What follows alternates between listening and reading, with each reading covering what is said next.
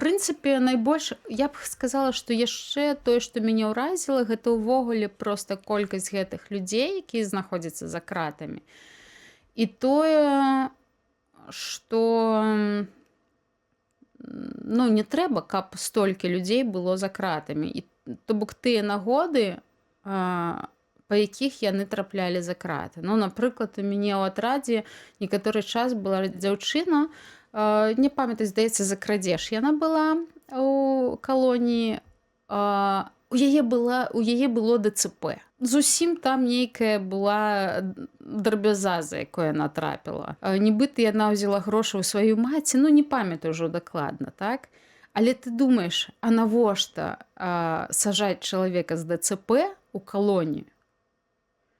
Вось. І ці гэтыя жанчыны, шматлікія жанчыны, якія па 174 артыкуле адбываюць гэтыя пакаранні.